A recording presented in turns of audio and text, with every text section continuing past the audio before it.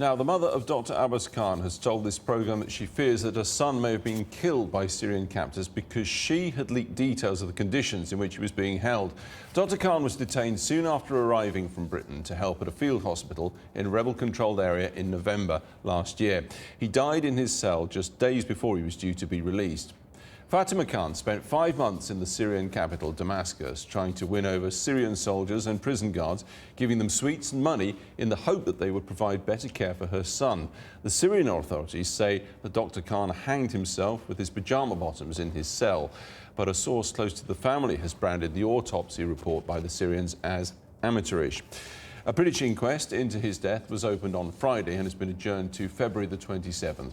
Well, earlier I spoke to Mrs Khan about the final months of her son's life and death.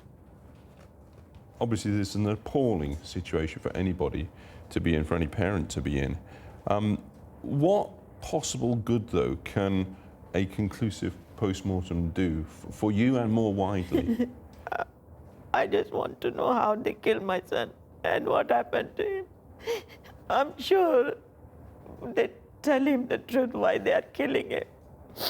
And I want to know what my mistake made him die, where I was wrong. Was I leaking information that he was tortured, or was a letter to William Hague or Ian Gallagher Mail on Sunday article? What made my son die? Why? And because you were receiving no official guidance about what to say and about what not to say, Fatima, you believe that things you may have said to the media may have caused his death? Is that correct? I'm blaming. I have nothing. I didn't get any help. So just I'm thinking, what have I done wrong? Where I am wrong? What have I done wrong? What could you possibly have done wrong? The fault is with the people. If he was murdered, the fault is with the people who murdered him, not you. Just begging here, phoning every day from Damascus to Parliament, the House, and to... I did phone many times, and I was phoning newspapers as well to help me, to whoever can help me. Fatima, this is a difficult question, I know, but it must be asked.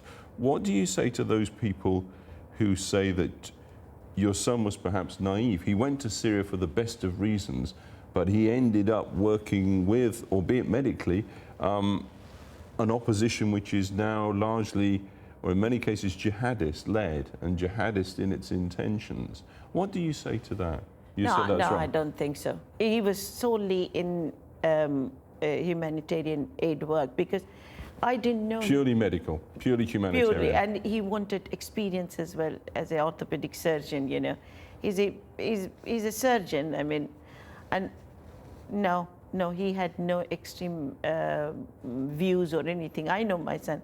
I'm not a practicing Muslim. I don't pray 5 times. I'm just normal, cook, clean, and, no, not at all. In any way that because of the experience your son had undergone, that in fact he was psychologically damaged, the balance of his mind was disturbed, and he did take his own life? No. Is that... How can you know that? No.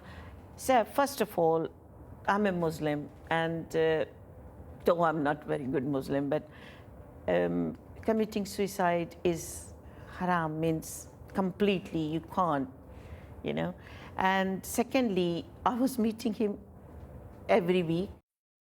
Fatima Khan speaking to me a little earlier.